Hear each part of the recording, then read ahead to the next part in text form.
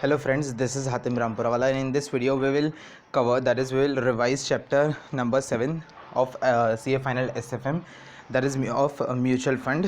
What we will do in this video is cover the illustrations as well as the test knowledge, but as this is much small chapter, there are few illustrations, not few, there's only one illustration basically, and that is at the end, I think so.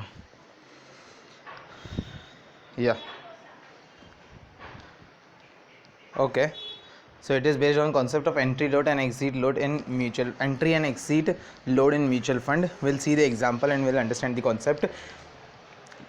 See, Mr. X earns 10% of his investment in the equity shares. He is considering recently floated scheme of a mutual fund where the initial expenses are 6% and the annual recurring expenses are expected to be 2%. Okay, annual recurring expenses are 2%. How much the mutual fund scheme should earn to provide the return of 10% to Mr. X? So basically for this there is one formula, that is return R2 is equal to 1 upon minus initial expenses. Initial expenses in this case is 6. So what we'll do is 1 minus 0.06 is 0.94, or we can say 94%, sorry 94 no? So it will be 94% into R1 plus recurring expenses, that is 2%. Directly we'll after calculating that we'll add recurring expense, that is 2%.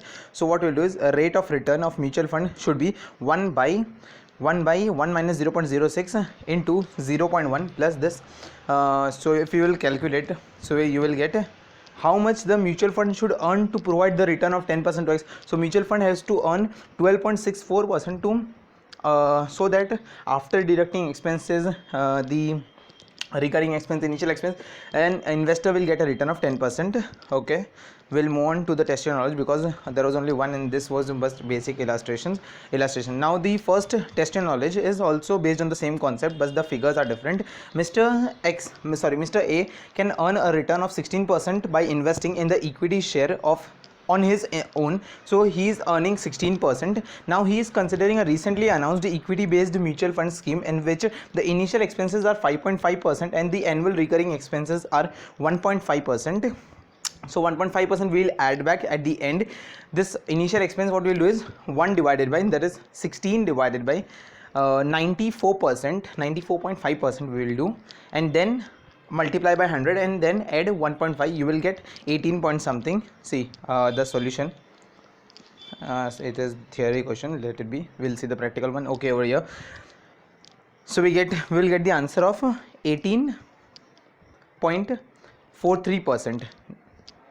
okay, 16 divided by 94.5% plus 1.5%. now we'll move on to the second test knowledge. A mutual fund that had a net asset of 16 at the beginning of the month. So at the beginning it is 16, had made an capital gain distribution and income and the capital gain distribution of 0.04, 0.03 respectively per unit during the month. Okay, it is for the month, and then ended the month with a net asset value of 16.08. so opening was 16, closing is 16.08. calculate the monthly and the annual rate of return. It's much basic simple question. What you have to simply do is closing minus opening, then add back the distribution figures, that is capital gain and the income. So closing minus opening will get 0.08 plus 0.04 plus 0.03. so 8, 9, 10, 11, 12, 13, 14, 15. so we'll get 0.15, 8 and 7, yeah, 15. so we'll get 0.15 divided by the opening investment, that is 16, and multiply that with 100. so that will get the 1 month return, and that will be, see over here, closing 16.8 minus 16 plus 0.04, 0.03 divided by 16, that is divided by opening. so we'll get 0.9375 percentage, and that this is monthly, and for annual multiplied by 12, so we'll get 11.25%. okay, we'll proceed towards question number 3. This is also a simple question. Cinderella Mutual Fund has the following assets in the scheme Rudolph, scheme Rudolph at the close of the business 31st March 2014. Company names are given, number of the shares, market price. The total number of the units of the Rudolph are 10 lakh shares, 10 lakh. So what we have to do is whatever the NAV will get, not NAV, the fund value divided by the number of units will get the closing NAV. Okay, now scheme Rudolph has accrued expenses of 2,50,000 and other liabilities. So what we do is of the total fund value, we deduct the accrued expenses and the other liabilities figure. So first what we'll do is number of the share multiplied by the market value.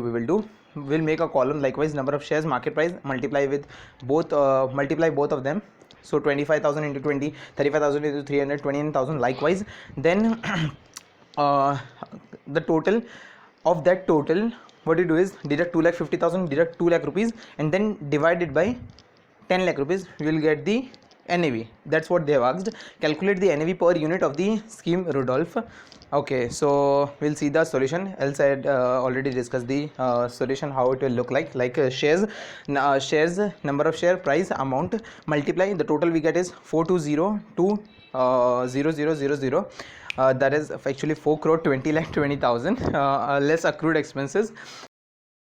Liabilities will get 4 crore 15 lakh 70,000 divided by units, so we'll get a NAV of 41.757. okay, so we're done with that sum. This sum, and the last forms a little important, but it is much simple because it has been repeatedly asked in the exam. So might be it can again, if our luck is good, it can again be asked in November 2020. okay, let's see. Mutual fund company has these are the following sets of questions, like question number 3, question number 4, same question again and again repeatedly are being asked in the exams. okay, so we'll go through this. Question number 4, a mutual fund company has the following assets under it on the close of the business as on okay, so company two dates are given. On 1st February the closing figure, market rates are this much, and on 2nd February closing rates are this much.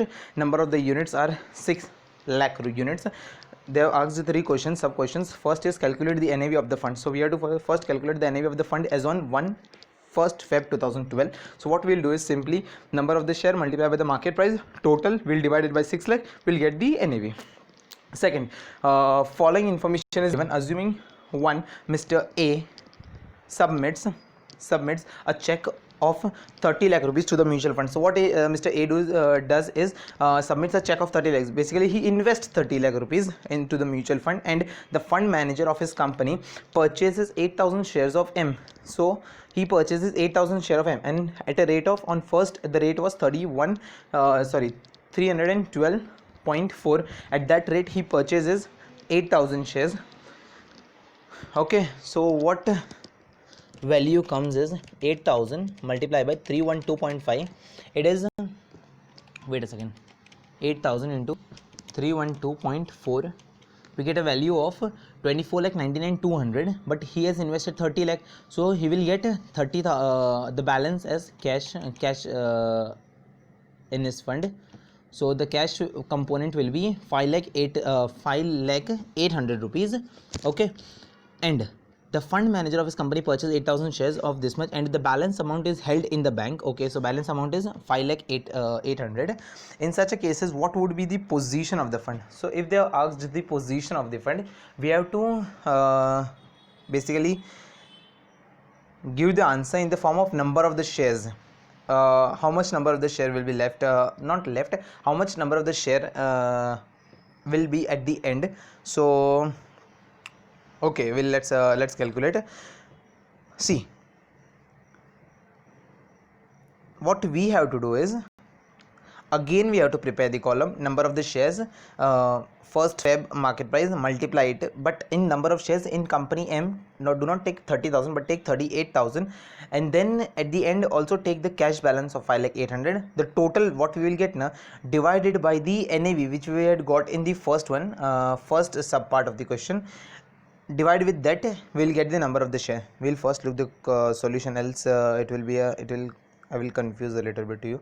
See what has been first subpart, what they have done is multiplied number of share multiplied by the market price and divided by 6 lakh. They have got 78.84. In second subpart, what they have done is number of the share in M, you see it is written 38,000 multiplied by the prices on 1st Feb, not on 2nd Feb, 1st Feb. Total amount, add cash of 5 lakh 8,000, we will get 5 crore 50 lakh 5 crore 30,000, no, it's 5 crore 3 lakh 2,000. And that what we have to do is, see, number of units we already had 6 lakh units, and 30 lakh new investment has been made. So 30 lakh divided by, what I had said is divide the total amount by that. Wait a second, by that way also we can get, see, 5 crore 3 lakh 2,000 divided by 78.8366. Yeah, it will give the same amount. That's what I had said, but they had done in a different manner little.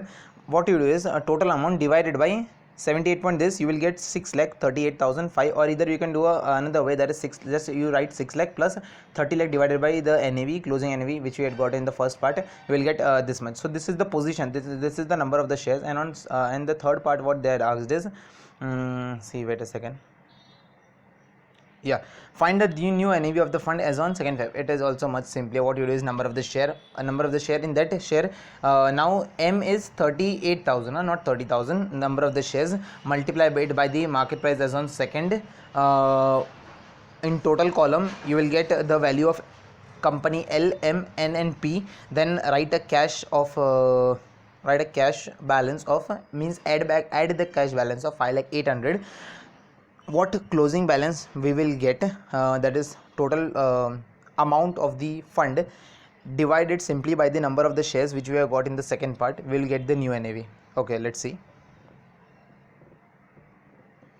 What I said is, like, multiply number of share into price and add the cash balance, we will get 5 crore 24 lakh 86,800 divided by the number of the shares which we had got in the second part. See, 6 lakh 38,050. Closing NAV as on 2nd Feb is 82.26, and by that we complete a chapter of mutual fund. Thank you for watching the video.